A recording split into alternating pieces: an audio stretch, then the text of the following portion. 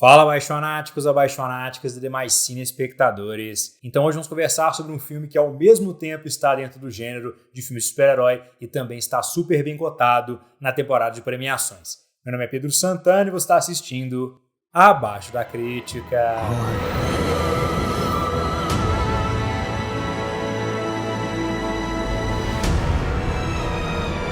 It's so awful, isn't it?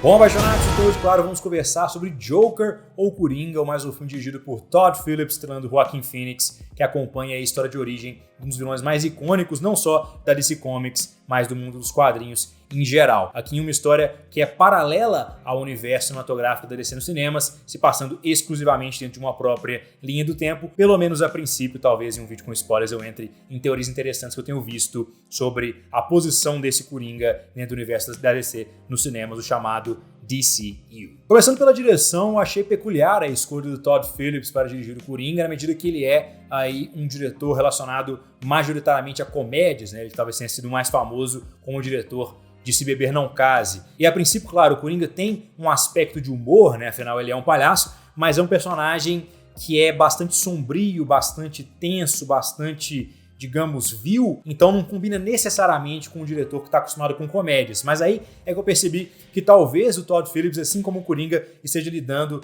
com uma situação um pouquinho conflitante, que ele está tentando passar para o mundo uma questão aí de comédia, enquanto por dentro ele tem conflitos internos fortes. Eu espero que não na intensidade do Coringa. Mas isso pode ser visto facilmente a partir de toda a abordagem do Todd Phillips como diretor. Começando pela cinematografia, esse filme claramente se aproxima da década de 70, década de 80, especialmente de filmes do Martin Scorsese, como Taxi Driver e Rei da Comédia. Mas diferentemente desses filmes que tinham uma atmosfera muito mais sombria e carregada de neon, esse filme aqui é um pouquinho mais claro, tem contraste aí entre laranja e azul claro na sua cinematografia, no seu jogo de luzes, tem uma paleta de cores um pouquinho mais espalhafatosa, tem cores um pouquinho mais saturadas, então você percebe dentro dessa cinematografia uma representação do personagem do Coringa, né? No final das contas, o personagem sombrio que está tentando controlar os seus impulsos psicóticos e a partir de um certo momento não está mais tentando controlar esses impulsos a partir do tratamento que ele recebe da sociedade, ele usa isso como justificação para os seus atos inimaginavelmente vis, mas por fora ele está tentando passar a fachada de um palhaço, uma pessoa feliz, uma pessoa que está tentando trazer a risada para os outros, mesmo ele não entendendo muito bem como a mente humana funciona na sua normalidade. Então eu acho que a cinematografia reflete isso um pouquinho e também o trabalho de câmera reflete isso um pouquinho, na medida que ele escolhe, e muitas vezes, nos dar um olhar subjetivo que nos faz questionar se aquilo que a gente está vendo está acontecendo ou não.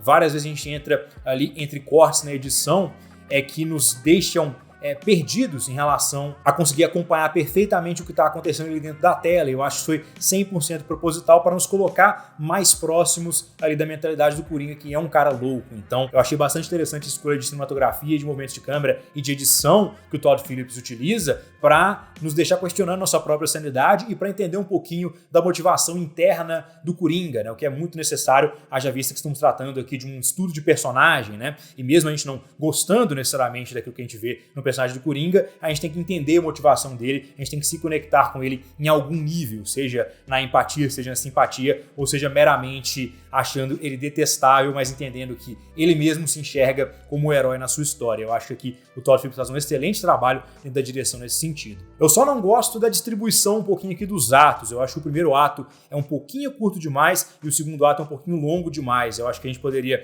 ter tido um desenvolvimento um pouquinho maior do incidente incitante aqui ao longo da história, que não fica muito claro em nenhum momento. A gente não tem um incidente incitante muito específico, né? Porque se a gente for levar em consideração o momento que ele realmente começa a entrar na loucura, o caso o Coringa, já é um momento que passa para o segundo ato. Então acho que a gente precisa ter um incidente incitante um pouquinho mais forte no primeiro ato ou um primeiro ato um pouquinho mais longo para carregar aí a complexidade da história. Nas atuações eu gostei demais do trabalho do Joaquin Phoenix. Realmente ele faz um Coringa digno aí da companhia que ele tem de Jack Nicholson, de Heath Ledger.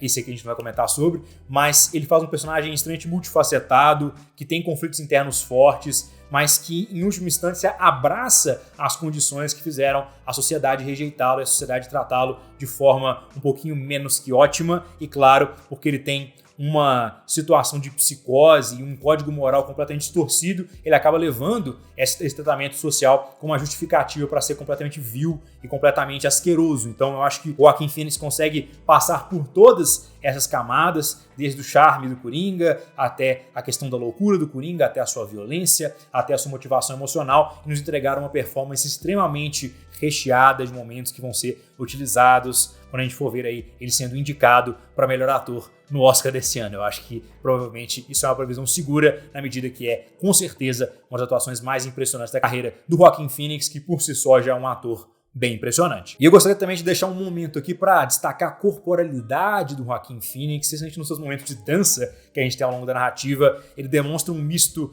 de distorção com leveza, que é algo que eu não tinha visto antes. Me lembrou um pouquinho assim, no trabalho do Christian Bale em O Maquinista, mas não tem nenhuma outra referência para comparar o que eu vi aqui. Finalmente, no roteiro, como eu disse, o grande problema do filme, que para mim, que na verdade nem é tão grande assim, é a força do incidente incitante. Eu acho que ele vem tarde demais dentro da narrativa e não é forte o suficiente para justificar a progressão que a gente vê em tela, mas esse é meu único problema. Eu acho que do início ao fim o Joker nos traz aí um plano de fundo de Gotham City para fazer um comentário sobre a nossa própria sociedade e sobre como a gente se relaciona em sociedade, sobre empatia ou falta dela, isso muito além de um contexto político e muito mais num contexto social de relação humana e relações interpessoais um pouquinho mais próximas. Eu acho que, em geral, o filme traz uma mensagem muito interessante que pode ser desconstruída por um negócio violento e perigoso, mas eu acho que, no final das contas, é um estudo de personagem valiosíssimo e que nos faz pensar um pouquinho em nós mesmos e como é que a gente lida com o outro e, em última instância, vai ser um filme que vai gerar várias e várias conversas que eu acho que vão ser muito proveitosas para o ser humano em geral. Então, Coringa, para mim, utiliza as melhores referências possíveis para nos trazer um drama envolvendo um dos personagens mais icônicos aí da história dos quadrinhos